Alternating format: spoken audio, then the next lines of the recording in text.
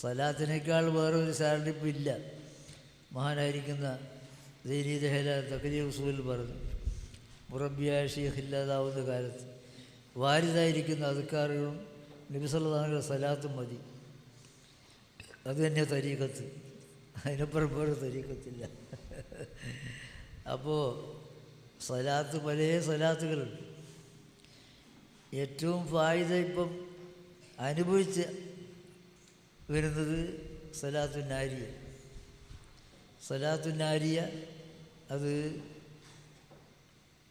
ചുരുങ്ങിയത് 11, കുറച്ചുകൂടി കമാലായാൽ ദിവസേന സുബഹിക്ക് 41 ആദത്താക്കാൻ കഴിഞ്ഞാൽ അത് വലിയ കാര്യമാണ്.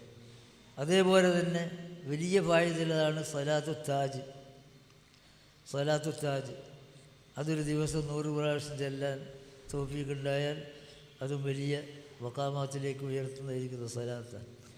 ഇത് രണ്ടും കഴിയാത്തവർ അല്ലാഹുമ്മ സ്വല്ലി അലാ സയ്യിദിനാ മുഹമ്മദിൻ വഅലാ ആലിഹി വസഹ്ബിഹി വസല്ലം എന്ന ചെറിയ സലാത്ത്. കാര്യം ചെറിയ സലാത്താണെങ്കിൽ ദിവസേന രാവിലെയും വൈകുന്നേരവും 500 പ്രാവശ്യം ആദത്താക്കിയാൽ വലിയ മഖാമാത്തുകൾ അതിന് മഹാന്മാർ പറയുന്നുണ്ട്. ഈ 3 സലാത്തിൽ ഏതാണ് നിങ്ങൾക്ക് ഇഖ്തിയാറിയാണ് ചെയ്യുന്നത്, അത് നിങ്ങൾ എൻ്റെ മശായിഖിൻ്റെ സമ്മതത്തോടു കൂടി നിങ്ങൾക്ക് സമ്മതം നൽകിയിരിക്കുന്നു. അല്ലാഹു തൗഫീഖ് നൽകട്ടെ.